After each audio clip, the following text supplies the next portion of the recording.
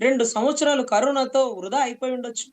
మిగతా 3 సంవత్సరాలు కరోనా టైంలో గాని, 3 సంవత్సరాలు గాని ఎక్కడా బటన్ నొక్కడం ఆపల, పథకాలివ్వడం ఆపల. జరుగుతుంది గదా! అతనికి అనుభవం లేదు సరే. మీకు అనుభవం లేదు. అతనికి అనుభవం లేదు. అనుభవజ్ఞులు ఏం జేసినారు? 2015 నుంచి ఆ తల్లి అప్పట్లో ఉన్నటువంటి చంద్రబాబు గారి దగ్గరికి ఎందుకు పోయి ప్రశ్నించలేకపోయింది? అంటే ప్రశ్నించనివ్వలేదా? అంటే ఈ స్వేచ్ఛని వాళ్ళు కూడా హరించారు కదా! ఫర్ సపోజ్ మీరు 'సుగాలి ప్రీతి' గురించి కవాతులు చేసినప్పుడు ఆ గవర్నమెంట్‌లో మీకు పర్మిషన్ ఇచ్చి కవాతులు చేసుకోవడానికి అవకాశం ఇచ్చింది. మీరొచ్చినారు. రోడ్డు మీదకొచ్చినారు. స్టేజ్ కట్టినారు. ర్యాలీలు చేసినారు. వాయిస్ ఇచ్చినారు. ఏమిచ్చినారు? జగన్ రెడ్డి నిన్ను ఊరుకునేదే లేదు. ఆ తల్లికి నేను రాగానే న్యాయం చేస్తానన్నారు. మీరొకటి గుర్తుపెట్టుకోవాలి. ఆ ఇన్సిడెంట్ జరిగింది ఏ సంవత్సరంలో? అప్పుడు ఏ ముఖ్యమంత్రి ఉన్నారు? ఆ ముఖ్యమంత్రి గారిని ఒక్క మాటన్నా అన్నారా? అప్పటికి ఇంకా మీరు టీడీపీ, జనసేన కూడా కలవలేదు కదా! కలవలేదు కదా! కానీ మీరు ఎక్కడ కూడా పొల్లుబోయి పొర్రపాటున కూడా మీరెక్కడా కూడా చంద్రబాబు గారిని విమర్శించలా. ఇది చాలా ఆశ్చర్యార్థకం. ఏదో మీరు ఆ జైల్ సీన్‌లో కలిసారని మేము అనుకుంటున్నాం కానీ, నాకిప్పుడు డౌటొస్తుంది. 'సుగాలి ప్రీతి' విషయంలో ఆ తల్లి అంటుంది కదా! ఆ గవర్నమెంట్‌లో అని అంటది కదా! ఏ గవర్నమెంటు? ఇన్సిడెంట్ జరిగినది ఏ సంవత్సరమో ఆ గవర్నమెంట్‌లో 2 సంవత్సరాలు. 17, 18, 19 ఆ ఇన్సిడెంట్ జరిగిన టైం. ఫర్ సపోజ్ 18 ఒక 2 సంవత్సరాలేమో.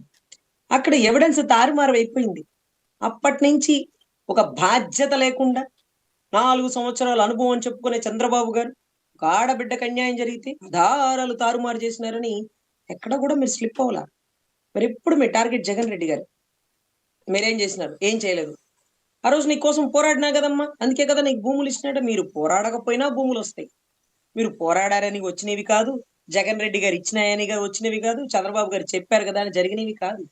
బాబాసాహెబ్ అంబేద్కర్ గారు నా జాతి బిడ్డల్ని, నా జాతి బిడ్డల్ని అవసరానికి ఓట్లలుగా వాడుకుంటారే గాని, వాళ్ళ కష్టకాలంలో మీరు నిలబడరని ముందుగానే గ్రహించి, వాళ్ళ కోసం రాసినటువంటి క్లాజ్ అది. వాళ్ళకి ఆ కుటుంబంలో ఎవరైనా ఒక బిడ్డ అన్యాయంగా చనిపోతే, ఆ బాధలో ఉంటారు. వాళ్ళ ఆర్తనాదాలు వర్ణనాతీతం. వాళ్ళు తినడానికి కూడా, పోరాటానికి కూడా, పని చేయడానికి కూడా అవకాశం ఇవ్వరు. ఎందుకంటే ఊరి చివర పాకలు, పేరు చివర తోకలు సర్వసాధారణం కదా! అందుకని ఏదన్నా కుటుంబంలో అన్యాయంగా ఒక బిడ్డని చంపబడితే, చనిపోతే, అప్పుడు ఆ బిడ్డకి, ఆ కుటుంబానికి ఒక ఉద్యోగం. ఒక 5 ఎకరాలో, 2 ఎకరాల భూమి. ఒక 5 సెంట్లు. ఒక 5 సెంట్లు నివాస స్థలం. ఏదో ఒక లెక్క ఉంటదండి. ఒక ఉద్యోగం, ఒక నివాస స్థలం, ఒక భూమి. అంటే పంట భూమి అన్నమాట. సో, అవి 2,00,00,000 ఒకవేళ ఎకరం 2,00,00,000 ఎకరం 2,00,00,000 అయితే ఇచ్చింది ఎవరు? జగన్ రెడ్డి గారేగా. ఎకరం 10,000, 20,000, 50,000, ₹1,00,000 కూడా లేని భూములున్నాయి. అవి ఇవ్వచ్చుగా. ఎకరం ₹1,00,00,000, 2,00,00,000 భూమిని ఇచ్చింది జగన్ రెడ్డి గారా? అంటే మీరు జగన్ రెడ్డి గారిని తప్పట్లు కొడుతున్నట్టు. ఒక ఆడబిడ్డ కోసం 2,00,00,000 ఖరీదైన భూమినిచ్చాడు. అతను తలుచుకుంటే 2,00,000 భూమిని కూడా ఇవ్వచ్చు కదా! 2,00,00,000 అది మీరడిగితే వచ్చిందన్నారు తప్పదు. ఆ కుటుంబానికి 2 ఉద్యోగాలు ఇచ్చినారన్నారు తప్పదు. ఆ కుటుంబానికి ఒక ఉద్యోగమే వచ్చారు. ఆ తల్లి ముందుగానే ఉద్యోగస్తురాలు. ఆ తల్లి ఆర్తనాదాలు ఇప్పటికి ఎవరు పట్టించుకోవట్ల. వస్తే పార్టీ ఆఫీస్‌కొస్తే "అమ్మా భోంచేసాలండి" అంటూ 3, 4 గంటలు కూర్చోబెట్టి భోంచేసాలమంటారట. భోజనం కోసం ఇంత దూరం రాలేదండి. న్యాయం కోసం వచ్చినాం. ఆ రోజు అన్న నా ఆర్తనాదాలు విన్నానన్నారు. నేనున్నానన్నారు. ఫస్ట్ సంతకం నాదన్నారు. ఒకవేళ పెట్టలేకపోవచ్చు. కానీ రాగానే అమ్మ తల్లి ఏమి చేయలేకపోతున్నాను. బాగున్నావమ్మా? చిన్నమ్మాయి ఏం చదువుకుంటుంది? చిన్నమ్మాయికి నేను దగ్గరుండి చదివిస్తాను. ఎంతో మందిని ఆదుకుంటారు కదా! అట్లా కొంచెం దగ్గరగా, ప్రేమగా మాట్లాడొచ్చు కదా! అక్కర్లా. మాట్లాడాల్సిన అవసరం అయిపోయింది. మాట్లాడక్కర్లా. నేనేమంటున్నానంటే మీరు చేయలేకపోవచ్చు. కానీ మీకున్న విలువైన సమయంలో ఒక్క పావుగంట కేటాయించి మీరు దగ్గర తీసుకుంటే, ఆ తల్లి బాధ చాలా తీరే అవకాశం ఉంటుంది కదా! ప్రభుత్వం రాగానే ఆవిడ మీ మీదకి వ్యతిరేకం అయిపోలా. చాలా టైమ్ ఇచ్చింది. 10 నెలలిచ్చింది, 12 నెలలిచ్చింది, 14 నెలలిచ్చింది. నా అన్న బిజీగా ఉన్నాడులే, అన్ని పనుల్లో బిజీలో పడిపోయి నా పని మర్చిపోయాడులే. కానీ చేస్తాడు. నాకు నమ్మకం ఉంది. చేస్తాడు. ఎప్పుడు? చూసి బయటకొచ్చి నువ్వు ఓట్ల కోసం నా బిడ్డ చావుని వాడుకున్నావు అనేసి. ఓట్ల కోసం. ఇంకొక ప్రబుద్ధుడు చెప్తారు. గుంటూరు సింహ గుంటూరుకు సంబంధించిన జిల్లా అధ్యక్షుడు. "ఏమ్మా! నువ్వు చేసుకుంది రెడ్డిని గదా! నువ్వేంది ఎస్టీ అంటావు?" సుగాలీలంటే ఎవరు తెలుసా? రెడ్లు కాదు. సుగాలీలంటే ఎవరు తెలుసా? ఎస్టీ తాండాలకు సంబంధించిన బిడ్డలు.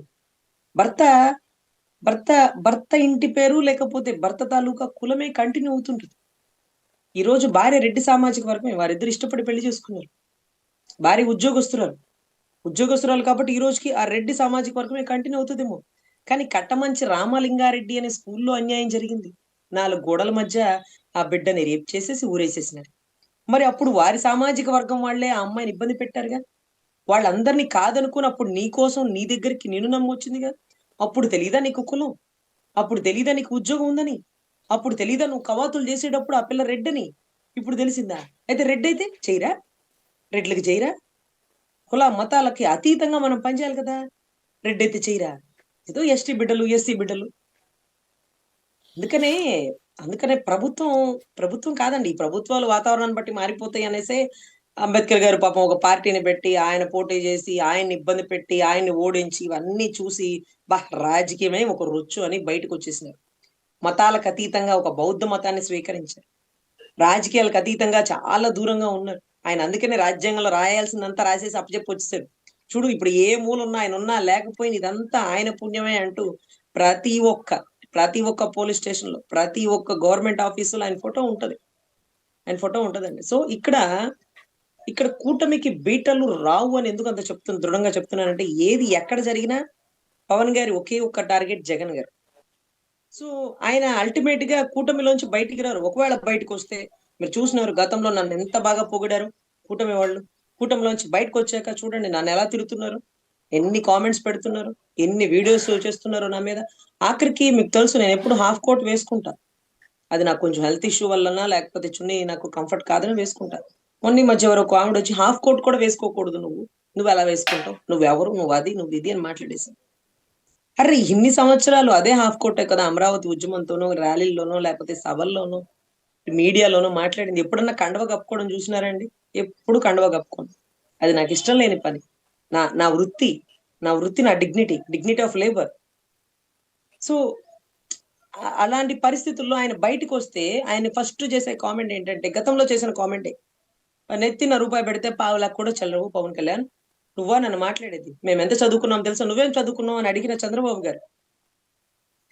ఒక దరిద్రుడు, ఇంకొకటి అంటూ మాట్లాడినటువంటి అయ్యన్న పాత్రుడు గారి కొడుకు అనుకుంటా. చిరంజీవి గారు పెట్టాడు. ఒక దరిద్రుడొచ్చాడు పార్టీ పెట్టి. ఇంకొకడొచ్చాడు అంటూ మాట్లాడారు. నోటికి ఎంతొస్తే అంత మాట్లాడారులెండి. అది వాతావరణం. అది అప్పుడు సమయం. కానీ ఆయన అన్ని దిగమింగి రాష్ట్ర అభివృద్ధి కోసం తనను తాను తగ్గించుకున్నవాడు హెచ్చింపబడతాడు అంటారు. హెచ్చివేస్తున్నారా? తీసివేస్తున్నారా? బాగారం చేస్తున్నారా? అనేది సెకండరీ. రాష్ట్రం మాత్రం ఎప్పుడూ లేని కష్టాలు అనుభవిస్తుంది అనేది వాస్తవం. అది అమరావతి గాని, పోలీస్ వ్యవస్థ గాని, ఈరోజు గాంజాయి గాని, డ్రగ్ గాని, తప్పిపోయిన 30,000 పైచిలుకు ఆడబిడ్డల విషయం గాని, ఈరోజు వాలంటీర్లు గతంలో ఎదుర్కొంటున్న సమస్యలు గాని, వాటెవర్ ఇట్ మే బి. ఈరోజు ఆ ఉద్యోగాలు కూడా లేవు. 5 కాదు 10 ఇస్తామన్నారు. వాళ్ళని అపాయింట్ చేసే ఉద్దేశం లేదు. వాళ్ళని అపాయింట్ చేసినా వాళ్ళందరూ జగన్ తాలూకా మనుషులేనని భావించి వాళ్ళని అపాయింట్ చెయ్యట్లా. వాళ్ళని అపాయింట్ చెయ్యట్లా. వాళ్ళని అపాయింట్ చేస్తే వాళ్ళు ఇప్పటికి ఆయన సైన్యంగానే పనిచేస్తారు. ఎవరు అపాయింట్ చేసినా, ఆ రోజు మాకు ఈ అవకాశం ఇచ్చింది ఆయనే అనే ఒక విశ్వాసం ఉంటది. అందుకని ఎందుకే వీళ్ళ వల్ల ఉపయోగం లేదు. వీళ్ళంతా ఆయన మనుషులే. ఈళ్ళని మేపాల్సిన పనేముంది. వీళ్ళని పెంచి పోషించాల్సిన అవసరం ఏముంది తీసి పడేసినారు. మీరిచ్చిన మాటను తప్పారు. ఇప్పుడేమో అదేంటది ఇద్దరు పిల్లలు, ముగ్గురు పిల్లలు కనండి, నలుగురు పిల్లలు కనండి, మనిషికి 25,000 ఇస్తాం, 50,000 ఇస్తాం. అంటే ఆడబిడ్డలతో అంటే ఆడబిడ్డల అవసరం ఆయనకిప్పుడు తెలిసింది. ఆడబిడ్డలు రాష్ట్ర జనాభాని పెంచుతారని ఇప్పుడు గుర్తించినారు. కానీ అదే ఆడబిడ్డ తన కొడుక్కి తోడుగా ఒక ఆడబిడ్డని కనాలని తనకనిపించలా? తన కోడలికి ఒక ఆడబిడ్డ, ఒక మగబిడ్డ దేవాంష్. దేవాంష్ తోడుగా ఇంకొక ఆడబిడ్డని కనాలని వారి కోడలు గారికి అనిపించలా? అంటే నందమూరి వారికి, నారా వారికి ఆడబిడ్డలతో పని లేదు. కానీ రాష్ట్రంలో ఆడబిడ్డలు మాత్రం బిడ్డలు కనేసి ఎంపీ టికెట్లు పెంచేయాల.